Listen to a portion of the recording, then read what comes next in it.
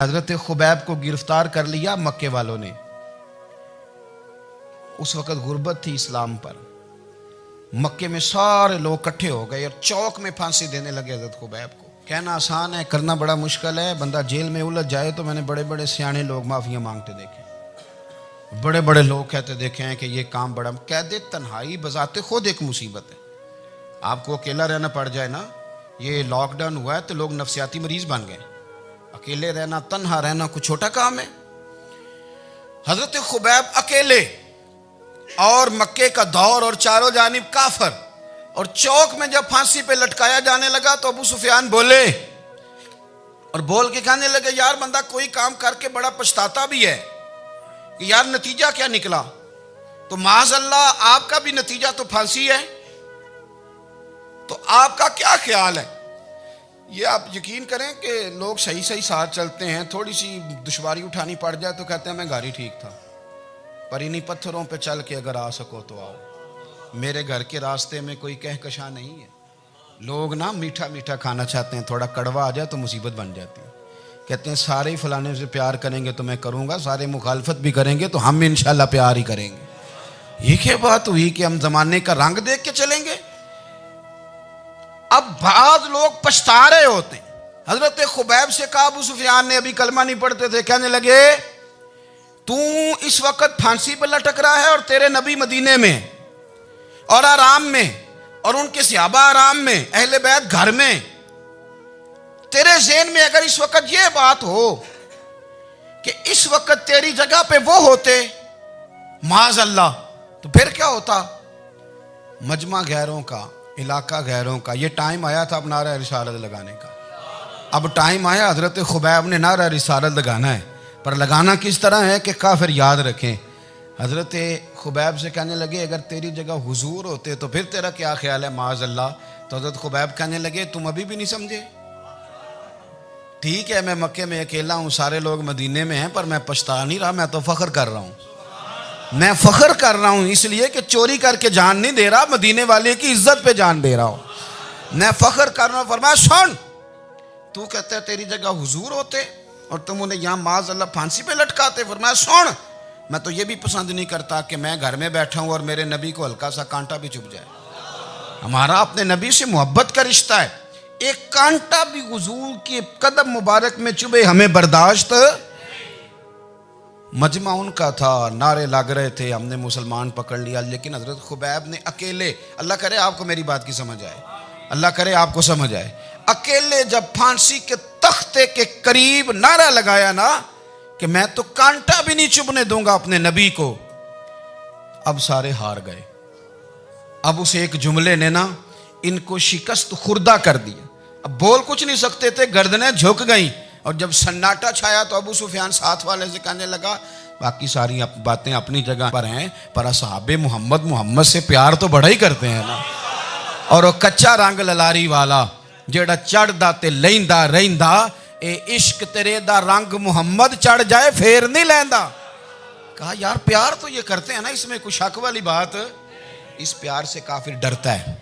نبی پاک کے ساتھ جذباتی وابستگی، حضور کے ساتھ غلاموں کا جذباتی رشتہ، اور نبی پاک صلی اللہ تعالی علیہ وسلم کی آمد پر تشکر کے جذبات. امام رازی نے لکھا ہے کہ حضرت موسیٰ کلیم اللہ علیہ السلام نے تورات کی تختیوں کے اندر ایک امت کا ذکر پڑھا کہ جو امت گناہ کا ارادہ کرے گی تو گناہ لکھا نہیں جائے گا جب تک کر نہ لے، اور نیکی کا ارادہ کرے گی تو رب ان کی نیکی لکھ دے گا، اور جب وہ کر لے گی تو اللہ 10 گنا اجر عطا کرے گا. اور وہ ایسی امت ہوگی کہ جن کے چہرے قیامت کے دن نور کی طرح چمکیں گے، اور وہ امت ہوگی جن کی اللہ تعالیٰ زمین ساری پاک فرما دے گا، جہاں نماز پڑھیں گے نماز ہو جائے گی. یہ تذکرے پڑھ کے تو حضرت موسیٰ کلیم عرض کرنے لگے اللہ یہ امت میری بنا دے. تو رب کریم نے فرمایا کہ موسیٰ نہیں، یہ تو میرے محبوب کی امت ہے. فرمایا یہ تو میرے نبی پاک کی امت، حضور کی امت. اللہ اکبر. حضرت موسیٰ معمولی آدمی نہیں، وہ جلیل القدر پیغمبر ہیں جن کا قرآن کے ہر سپارے میں تذکرہ ہے، کہیں واضح طور پہ کہیں اشارتاً، ہر پارے میں. اور حضرت موسیٰ اللہ کے وہ نبی ہیں جو رب سے ڈائریکٹ باتیں کریں کوہ طور. کہا اے موسیٰ یہ امت تو میرے نبی کی ہے. تو حضرت موسیٰ علیہ السلام عرض کرتے ہیں، امام راضی نے لکھا ہے، کہتے ہیں اے اللہ پھر مجھے اپنی نبی کی امت میں شامل کر۔ وہ یار ہمیں لوگ کہتے ہیں میلاد نہ مناؤ، جس امت میں آنے کے لیے حضرت موسیٰ نے دعا مانگی، جس محبوب کی غلامی کے لیے، ہمیں تو دعا بھی کوئی نہیں مانگنی پڑی، اللہ نے فضل سے ہی مدینے والے کا غلام بنا دیا۔ تو ہم حضور کے تذکرے نہ کریں، ہم تشکر نہ کریں، ہم نبی پاک صلی اللہ تعالی وسلم کی نعت نہ پڑھیں، ہم حضور کے آنے پر جشن کا اظہار نہ کریں۔ ہر وہ جائز طریقہ جس سے اظہار خوشی ہو سکے وہ میلاد پہ کرنا چاہیے، اور اس کے لیے اسباب بنانے چاہیے۔ امت کا ایک جذباتی انداز ہونا چاہیے نبی پاک کے ساتھ، ایک وارفتگی، ایک ذوق، ایک طبیعت کے اندر وجدان۔ نعرہ مطلب اس طرح نہ ہو کہ بس چل رہا ہے کام، میں نہیں ہوں قائل، میں کہتا ہوں پہلے تو کوئی لگائے نہ، اور پھر نعرہ جب لگتا تھا نا تو مسلمانوں کے یہاں نعرہ لگتا تھا تو بڑے بڑے لوگ کانپ جاتے تھے۔ صوفیاء نے لکھا ہے کہ حضرت عمر نے جب کلمہ پڑھا نا تو 39 بندے کلمہ پڑھتے تھے، تو نبی پاک نے رات کو دعا مانگی، اے اللہ عمر کو مسلمان کر کے اسلام کو عزت دے۔ حضرت عمر سویرے آ گئے، میں وہ تفصیل میں نہیں جاتا، بات لمبی۔ حضرت عمر جب آئے نا اور انہوں نے آتے جب کہا نا کہ میں کلمہ پڑھنے آیا ہوں، تو حضور اتنے راضی ہوئے کہ نبی پاک نے کہا اللہ اکبر، تو صحابہ نے نعرے لگائے اللہ اکبر اللہ اکبر، یعنی 40 لوگ مسلمان ہوئے تو نعرے لگے۔ ہمارے صوفیاء کہتے ہیں حضرت عمر کے آنے پر جب نعرے لگے تو بتاؤ کہ وہ تو نعرہ تکبیر لگا، نعرہ رسالت کیوں نہیں لگا؟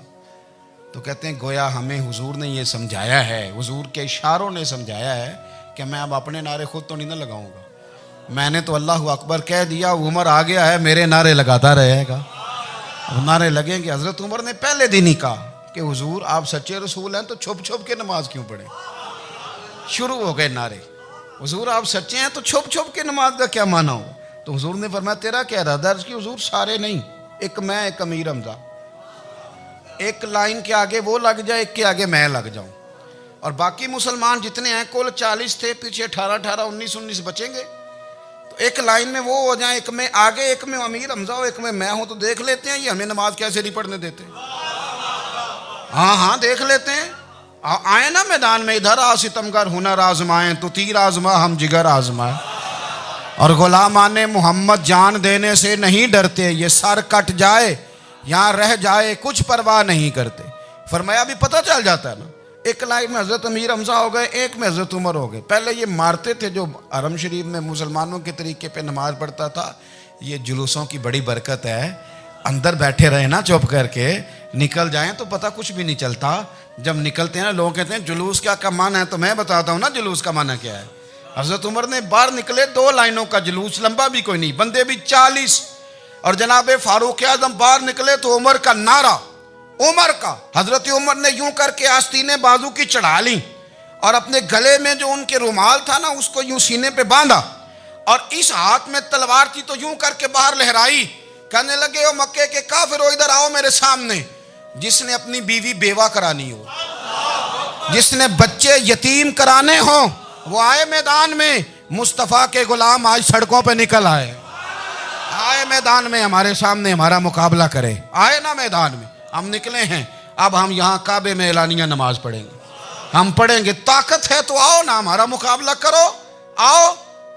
کفر بذات خود بہت بڑا جھوٹ ہے، اور جھوٹ کے پیر، بس 2 بندے نکلے تلواریں لے کے آگے، تو پھر حضرت عمر نے اعلانیہ نماز پڑھوائی خانہ کعبہ۔ تو میرے بھائی رسول اللہ صلی اللہ علیہ وسلم کے غلام تو جب نعرہ لگاتے تھے تو ہو ہی کمال جاتا تھا۔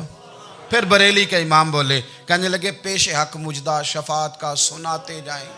حضور قیامت کے دن آگے نا، ہمارے آگے خوشخبری دیں گے، کہیں گے تم فکر نہ کرو، آ جاؤ میں تمہیں بخشواتا ہوں، میں تمہاری سفارش، آ جاؤ پیچھے۔ حضور نہ پیش حق مجدہ شفاعت کا سناتے جائیں گے۔ یقین کریں بریلی کے امام کو بھی بڑا ہی رنگ آتا ہے بیان کرنے کا، کہنے لگے آپ روتے جائیں گے، اللہ کو منانا ہے نا حضور نے، کہتے ہیں پیش حق مجدہ شفاعت کا سناتے جائیں گے، آپ روتے جائیں گے پر ہم کو ہنساتے جائیں گے، باغ جنت میں محمد مسکراتے جائیں گے، پھول رحمت کے گریں گے ہم اٹھاتے جائیں گے، اور حشر میں ہوگا ہمارا داخلہ اس شان سے ہم یا رسول اللہ کا نعرہ لگاتے جائیں۔ ہم یا رسول اللہ کا نعرہ. امام راضی کہتے ہیں حضور نے ایک رکا پکڑا چھوٹا سا, ایک بندے کو لوگ دوزخ میں لے کے جا رہے ہیں.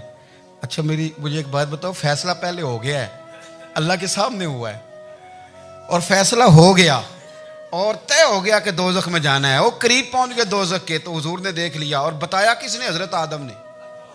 حضرت آدم کہنے لگے حضور وہ آپ کے غلام کو دوزخ میں لے جا رہے ہیں. نبی پاک آگے گئے, کیا پڑھتے ہیں ہمارے بھائی؟ حضور نے مجھے ان سے چھڑا کے چھوڑ دیا. نبی پاک صلی اللہ علیہ وسلم آگے گئے, فرمایا ادھر آؤ, کہاں لے کے جا رہے ہو؟ اللہ کے سامنے فیصلہ ہوا ہے نا, فرشتوں نے کیا ہے نا. فرشتے کو کسی سے بددیانتی تو نہیں نہ کرتے, فرشتوں نے جو کیا ٹھیک کیا ہے نا. کیوں لے کے جا رہے ہو؟ سونے گناہ زیادہ ہیں, نیکیاں تھوڑی ہیں. فرمایا میرے سامنے تو لو. کسی فرشتے نے نہیں کہا کہ سونے معاذ اللہ ہم کو بے ایمان ہے, ہماری کوئی اس سے زد چل ساڈا کو بننا سان جائے دے نال. بھائی میرا مطلب ہے صحیح تولا ہے, فیصلہ ہے, فرمایا دوبارہ تولو. گویا رب